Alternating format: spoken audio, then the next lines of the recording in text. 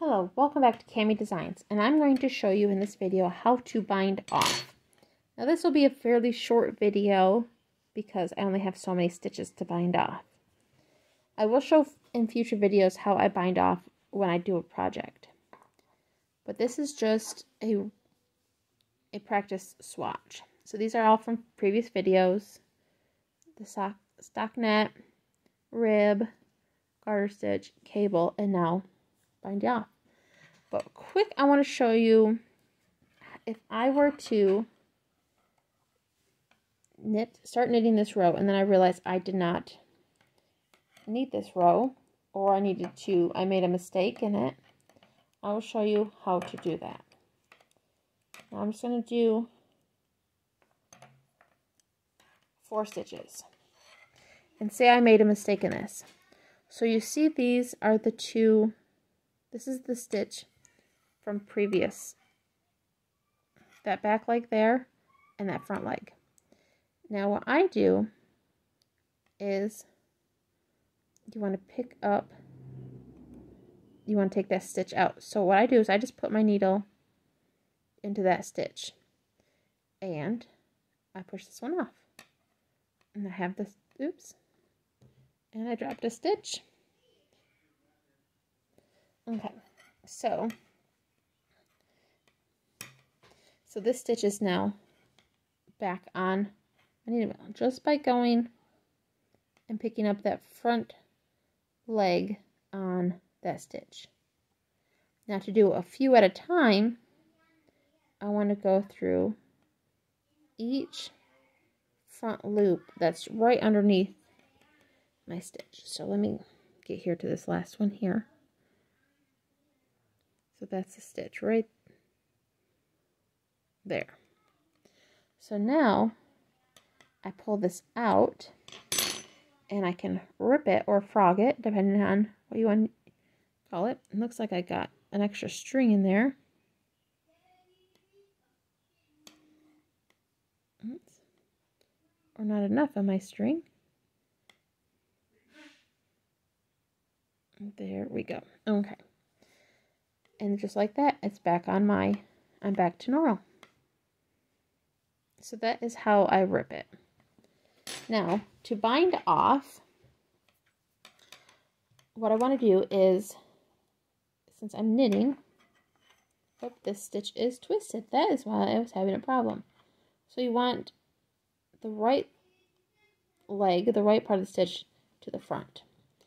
So I want to go in and knit this first stitch like this and knit the second stitch. So I have 2 stitches on here. Now to bind off, I take this first stitch that I knit and put it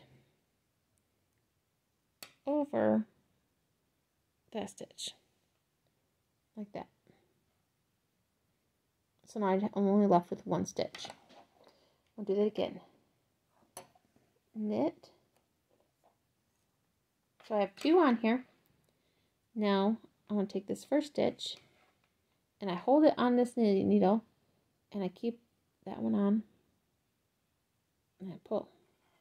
Now you can use, if you've got something else, a crochet hook or anything of that sort, you can use a crochet hook. And I'll show you how to do that with a crochet hook, because sometimes that's easier. So I want to knit 1. Now, since I need this loop here over this one, so I take my crochet hook and I just pick that up, and keeping this one on there, I put it over. And therefore, I notice I'm kind of going off camera here. So let me try to address that for you. So once again, knit 1, take this one, and put it over that. So knit 1, pick up this stitch, and bring it over that one. knit one, and if I want to use my crochet hook, I pick up that stitch and bring it over. Knit one, and there are different ways to bind off.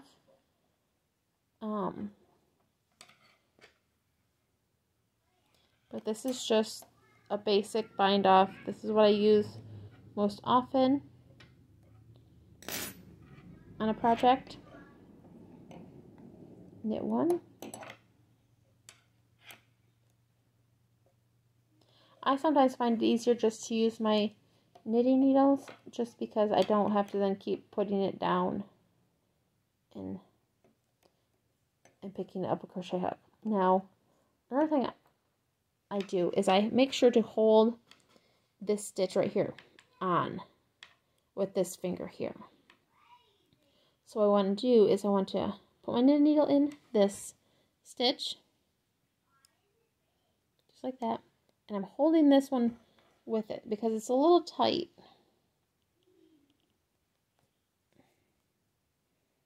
Oops. There we go. And then slide that one out. I'm almost done here. And just go over, just like that.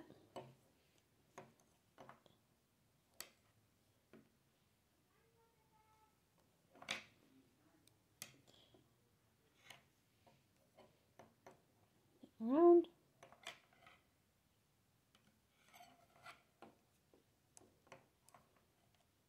And you can pull this a little bigger, but then you're going to have a big loop. But I guess it depends on what you prefer. And that is how I bind off. And then what I do is to finish is I cut this yarn here. If I can find my scissors. So then what I do is I cut this, but I want to leave a long enough tail so I can weave it. And then what I do is I just take this and I pull it through and just give it a little tug. You don't have to be super tight, but there is a bind off.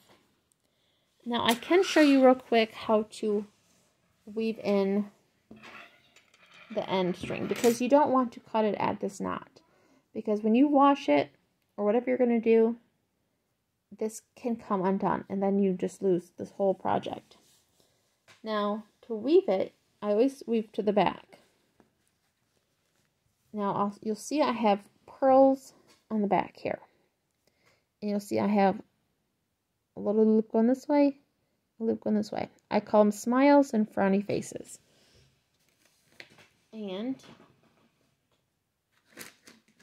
if I can find my knitting needle, I can show you how to do that. Pull it out of here. I keep some randomly all over my project bag. So here is the plastic one. We'll just use this because this you can find at Walmart and they're fairly inexpensive. So what I do is I fold my yarn in half like this. And I poke through. That way I don't have to worry about trying to get this end knot to want to go through.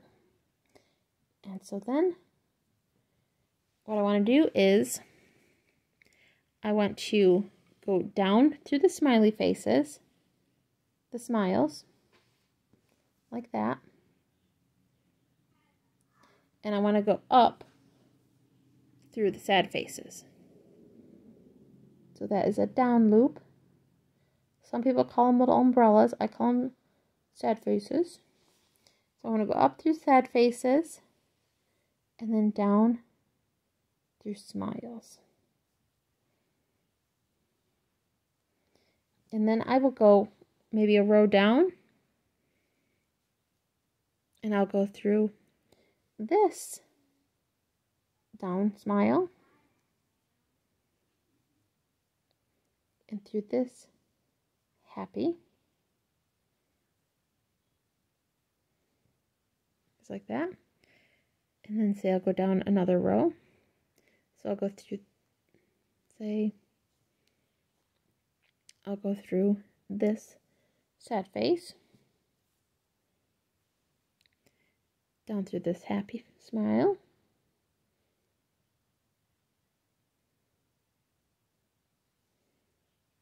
just like this. And I think that's enough. So now I just weaved it through, and then what I'll do is I will cut off this extra yarn, just like that. And then I'll give it a little tug here, and then it disappears into that. And there you go. That is a weave and a bind off, and a short explanation on how to rip it or frog it. And that's it. If you like this video, please give me a thumbs up and subscribe. And a reminder, when I reach 2,000 subscribers, I will be giving a free patterns away from my Ravelry design page. And if you have any questions or comments, please leave them below and I'll try to respond as soon as I can. And have a great day. Thanks. Bye.